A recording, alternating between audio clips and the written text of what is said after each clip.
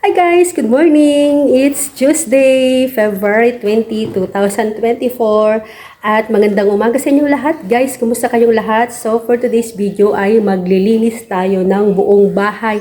Magtatanggal tayo ng agyo. Ito yung aking pantanggal ng agyo dahil 3 linggo pa lang nung nagtanggal ako ng agyo dyan sa may kisame namin ay napansin ko, 2 araw na to masyado na namang madumi. Kaya kailangan maglinis na naman tayo habang wala pa tayong ginagawa. Kasi today, hindi naman tayo magluluto at si Bianan yung magluluto para sa aming lahat. So, ganun kami. Kung sino yung gustong mag-request na magluto, sila magluto. Tapos kung ako naman gusto, magluluto ako ng para sa aming lahat.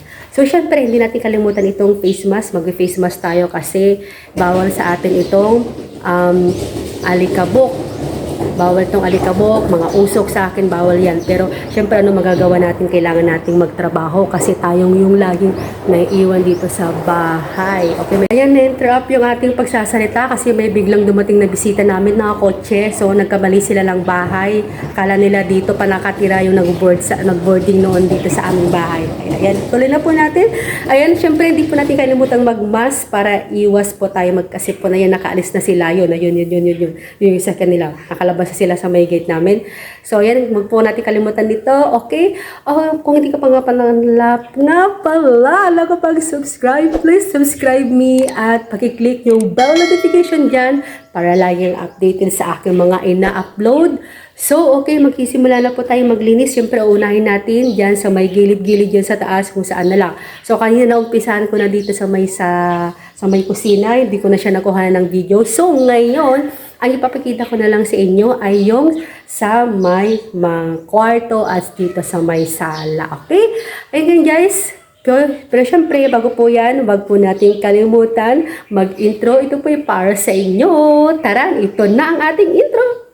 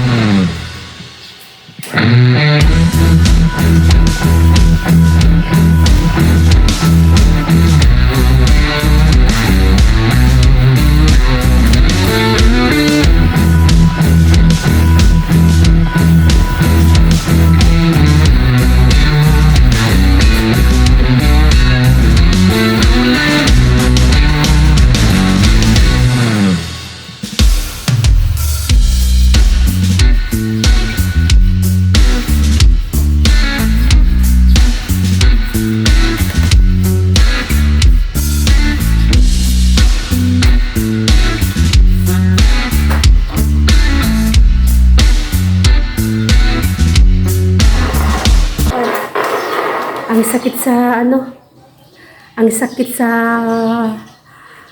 leeg na nakatingala. Kailan lang kasi ako na kailan lang na nagtanggal na naman ako ng agyo, wala pang 3 linggo. Ano na naman, marami naman siyang mga dumi dito sa taas, kaya kailangan kailangan ulit na magtanggal kasi wala namang ilaw ngayon. walang ano, wala ako, hindi ako makagamit ng cellphone ko kasi walang ilaw, walang kuryente. Kaya medyo bored tayo ngayong araw na to. Kaya na-try na mag-agyo. Kaya ito, mag-agyo tayo ngayong araw na to. Ayan, no, dami pa dito sa mga sa taas-taas. Ewan ko ba sa bahay namin, lagi na lang ganito mo. Dami siyang mga, ano, yung dumi sa taas. Kasi maraming pumapasok yung mga ibon na maliliit. Nagdadala sila dito ng mga, yung, ano ba yun, tawag doon, yung mga kahoy-kahoy na maliliit. Dinadala din nila dyan sa taas, tapos nahuhulog. Kaya ito yung dahilan bakit mabilis magdumi. Ayan. Ito tayo sa kwarto naman namin.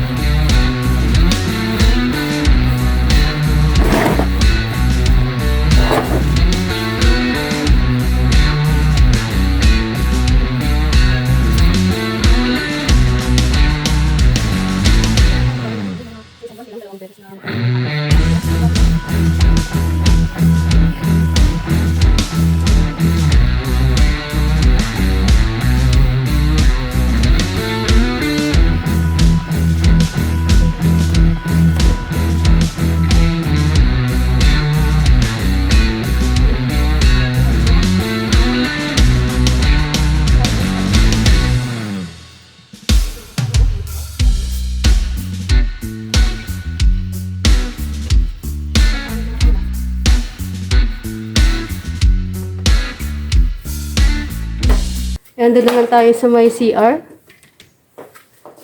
Tayo sa may CR.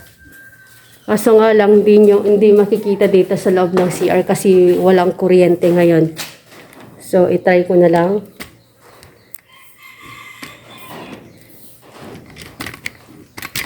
Wala ngayong kuryente. Madilim dito sa may loob. Dito, oh. Tiyagaan ko na lang na tanggalin yung dumi niya. Tiyagaan ko na lang na tanggalin yung dumi niya kahit madilim. Makikita ko pa rin naman magkalahulog-hulog. Ano?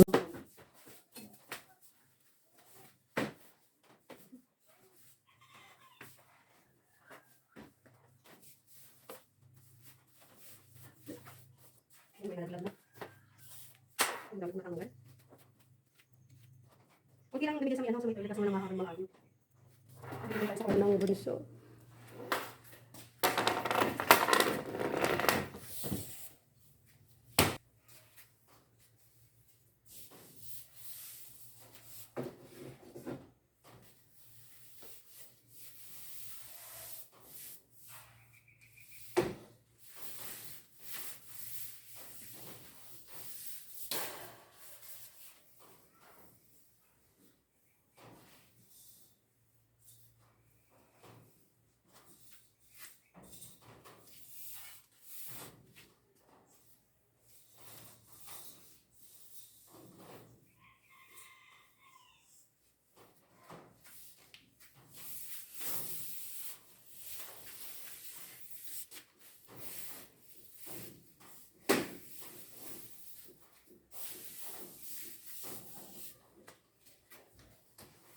Isa dito. Lipat tayo dun sa kwarto ni Kuya.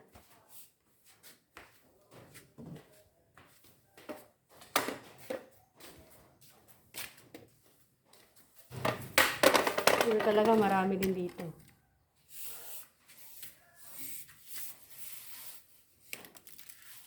Yan, malaglag na.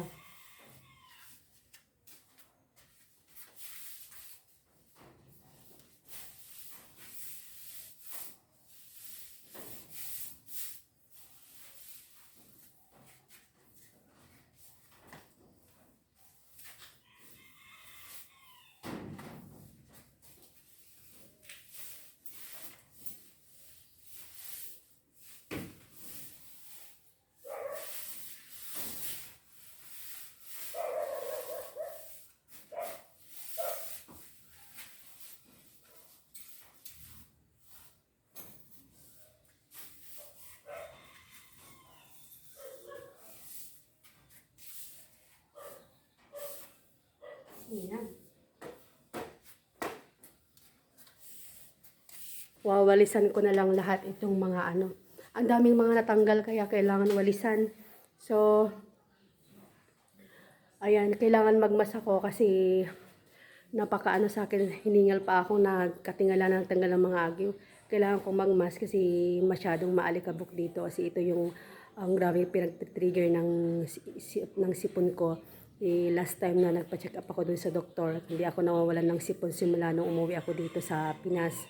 Sabi ng doktor, ano daw ako, may allergic rhinitis daw ako, kailangan wag masyado daw masyado sa alikabok, mga usok, ganun. Syempre, hindi na rin naman natin maiwasan hindi makasingot ng alikabok kasi naglilinis naman tayo sa loob ng bahay, nagsusunog tayo sa labas ng mga basura, nagwawalis kasi tayo sa labas, ganun. Hindi rin maiiwasan, kaya syempre, magmas na lang para hindi masyadong ma-trigger yung ating sipon. So, ngayon mag-isa na naman ako dito sa bahay, kaya naisipan ko na maglinis na lang ng ganito, yung tanggal ng agyo kasi yun nga, sabi ko masyadong madumi na naman tong aming bahay. So, ayan, namamalat pa yung mukha ko. Ayun, sunod ko na gagawin, magwawalis ako dito sa loob ng bahay. Hindi naman ako magluluto kasi kakain kami dun sa kabila. Sabi ng bilan ko, doon na lang daw kami kakain. Siya ang magluluto ngayong araw na to. Kasi kagahapon ako naman nagluto sa kanila. Kaya gano'n na lang yung ginagawa namin. Kung sino yung may time na magluto. Kung gusto nila sila magluto, tapos na lang kami kakain. Ganon. Depende sa request ni Bianan. So, maganda rin yung ganon kasi para isang lutuhan na lang. So, okay guys, itutuloy ko na yung pagwawalis ko dito, yung paglinis ko dito sa bahay. Yan lang kayo guys.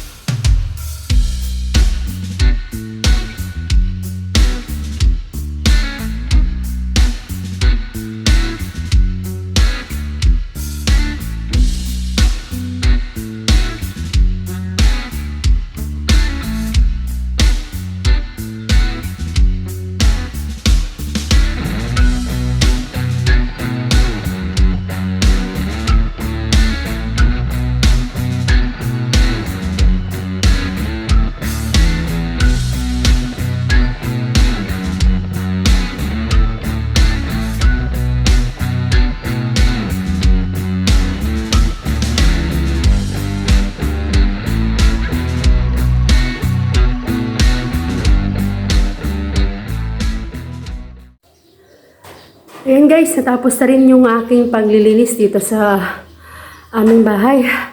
Hiningal pa akong init, lalo walang pala pang kuryente ngayon, maghapon. So ngayon natapos ko na rin, minalis ko na rin lahat.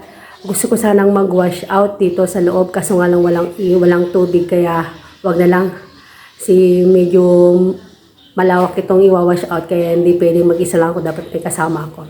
So ayan guys, na kagawa na ulit po tayo ng video para po sa inyo, sa lahat po ng mga sumusuporta sa aking mga videos ina-upload. Maraming salamat ulit sa inyo guys, at walang sawang panonood sa aking mga videos. Gagawa na naman po tayo, mag-iisip na naman po ako ng mga video na pwede kong i-upload na naman po para sa inyo. Hanggang dito na lang po guys yung ating video, at magbabalik na naman po tayo for the next video. God bless po sa inyong lahat. Bye-bye!